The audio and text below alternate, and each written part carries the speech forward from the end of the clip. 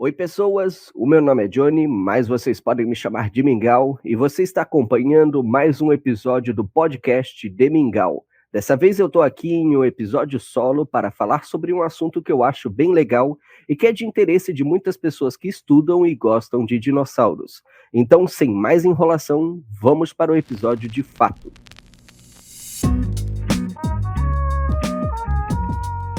Já faz bastante tempo que tem sido discutido se dinossauros terópodes como um tiranossauros tinham dentes cobertos por lábios ou se os dentes eram expostos como em crocodilos. Paleoartes clássicas podem apresentar um terópode com dentes cobertos, mas também com dentes expostos. E mesmo em paleoartes mais recentes é possível encontrar um terópode como um tiranossauro ilustrado com dentes cobertos ou não. Geralmente uma dúvida que aparece nessa questão é: será que os dentes de muitos dinossauros terópodes eram grandes demais para serem totalmente cobertos? Bom, visto que há exemplos de animais modernos com dentes muito grandes e totalmente cobertos, talvez, apenas talvez, seja um erro pensar que um terópode com grandes dentes não poderia ter tido eles cobertos completamente. Mas a questão talvez seja: será mesmo que muitos terópodes, como um tiranossauros, tinham dentes desproporcionalmente tão grandes como alguns pensam? Bom, certamente os dentes eram grandes, mas tem algo a se considerar. Você já notou que o crânio preservado de certos espécimes de dinossauros é distorcido ou amassado? Por exemplo, veja o crânio original de Sui, um famoso espécime de T-Rex. Acontece que desde o momento que o animal morre até o momento que ele vira fóssil e é descoberto, acontece muita coisa, e durante esse processo o crânio, por exemplo, pode ser afetado. E o que isso tem a ver com lábios? Bom, isso é só para mostrar que a forma que um animal preservado é encontrado pode não mostrar tão bem como ele era no tempo em que esse animal estava vivo.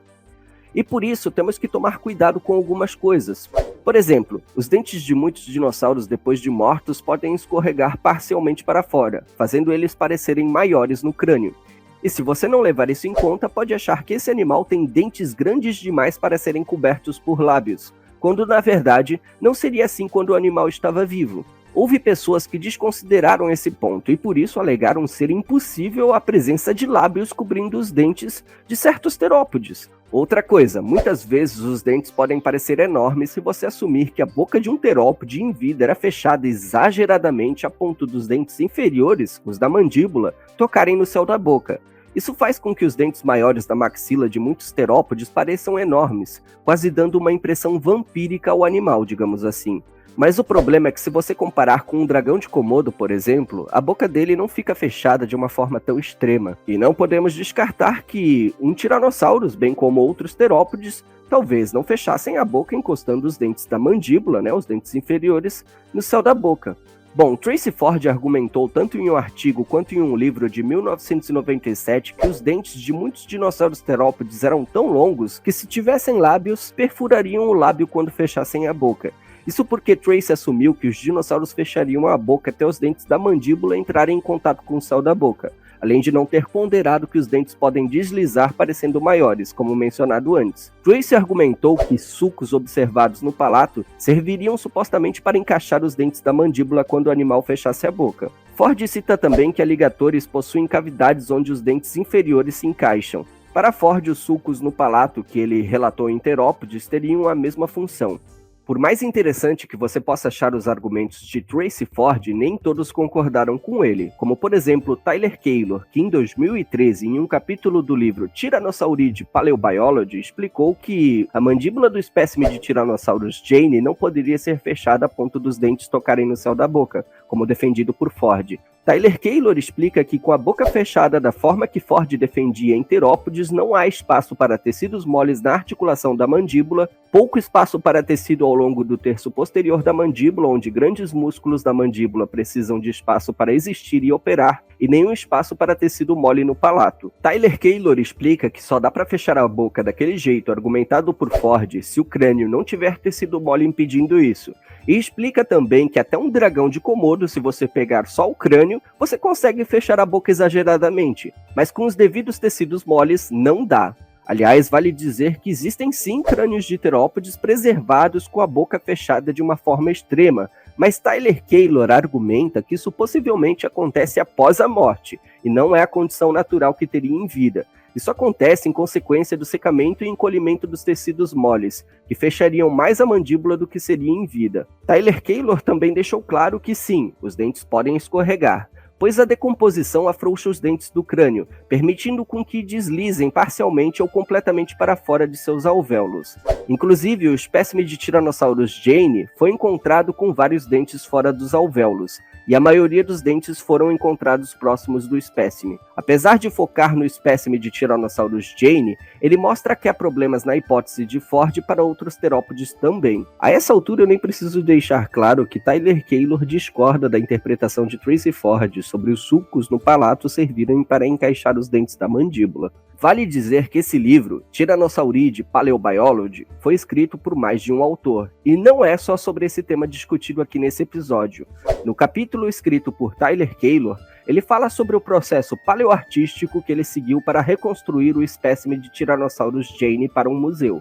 E no processo ele traz vários pontos a respeito de como poderia ser esse animal em vida. Bom, houve paleontólogos como Mark Whitton que também discordaram de Tracy Ford, que é o cara que defendeu aí que os terópodes, como um tiranossauros, fechavam a boca de uma forma tão extrema, né? Aliás, Whitton foi coautor de um estudo recente publicado sobre esse tema, mas eu vou deixar para falar desse estudo em questão depois, lá no final desse episódio, beleza? Bom, o que eu posso dizer sobre esse negócio de terópodes com a boca extremamente fechada a ponto dos dentes da mandíbula tocarem no céu da boca, e sobre esse negócio de tiranossauros com dentes grandes demais para serem cobertos por lábios? O que eu posso dizer desses pontos é que eles são no mínimo questionáveis, e eu não pretendo mais focar nisso por agora, beleza? Só abrindo um parênteses aqui sobre o termo lábio, ou lips no inglês. O Tracy Ford, o cara que defendeu dentes expostos, citou Robert Bakker, que é um paleontólogo que defendeu lábios semelhantes a de lagartos para terópodes. Tracy Ford falou que o que répteis têm não são lábios, criticando o termo usado pelo Bakker, falando que esse termo serve apenas para mamíferos. Independentemente disso estar certo ou não, aqui eu quero deixar claro que eu estou usando o termo lábio porque é um termo familiar, é um termo que ficou popular, ainda mais nessa discussão. E eu não acho que seja necessário toda essa formalidade de evitar o termo lábio para terópodes.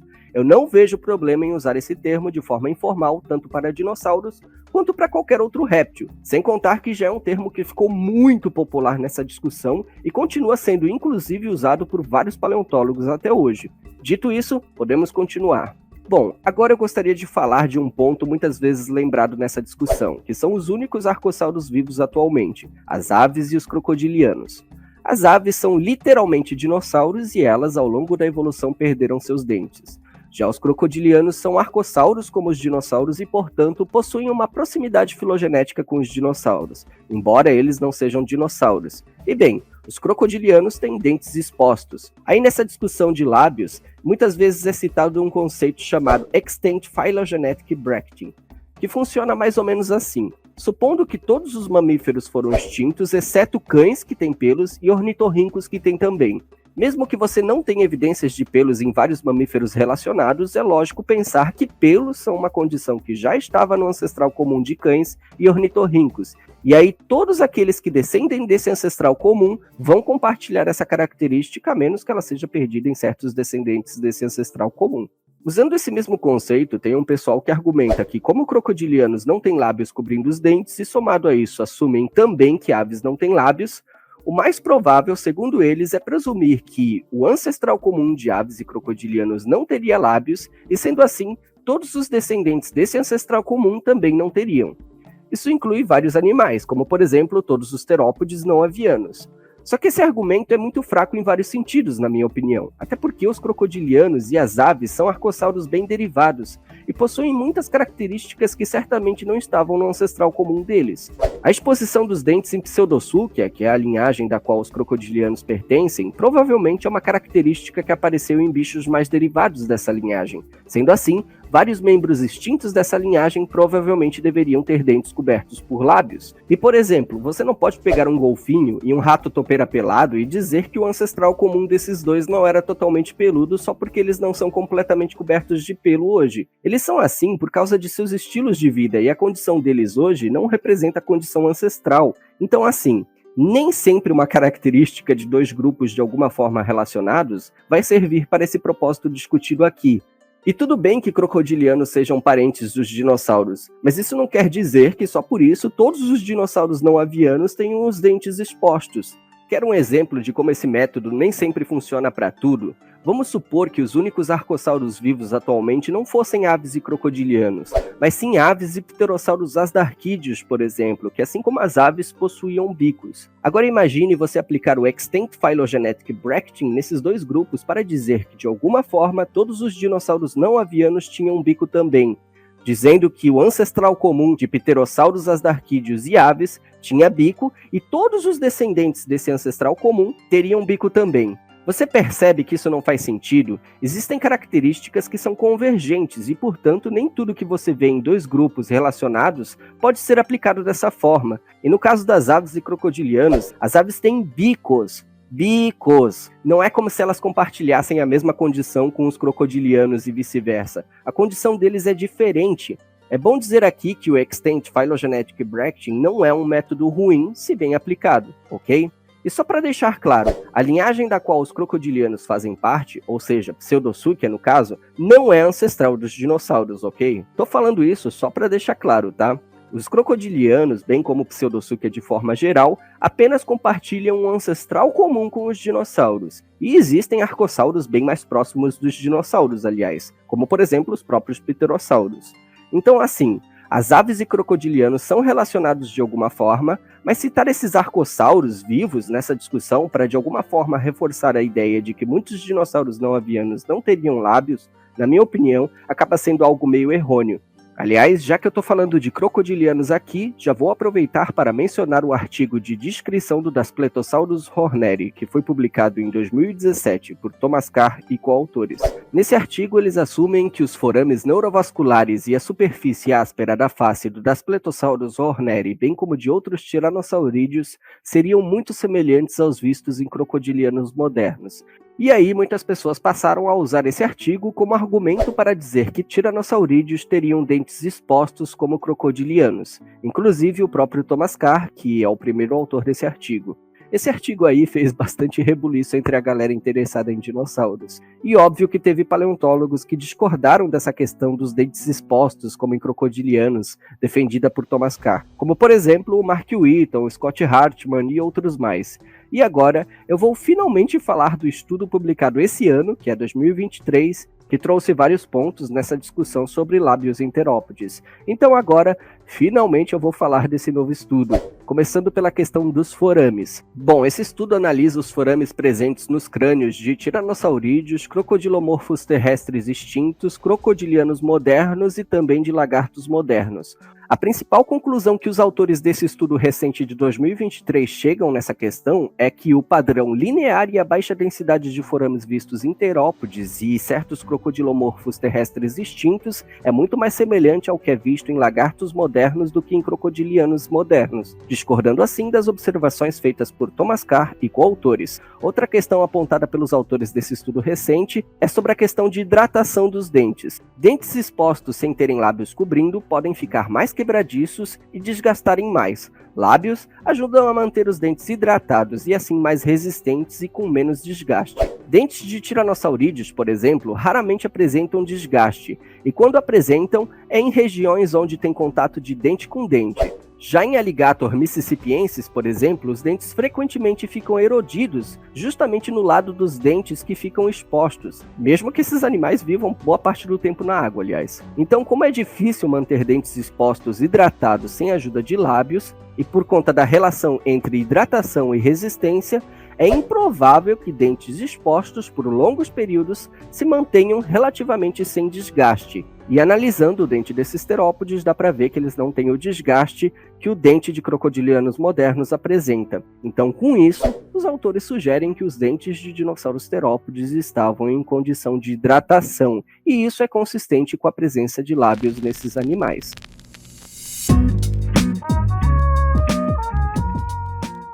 Bom, agora eu gostaria de fazer algumas considerações finais. Eu resolvi fazer esse episódio de uma forma bastante resumida e por isso teve muitos pontos que eu resolvi não abordar nesse episódio. E bom, Será que todos os dinossauros terópodes não avianos teriam lábios? Será que tudo o que eu falei aqui durante esse episódio vale para todos os terópodes não avianos, sem exceção?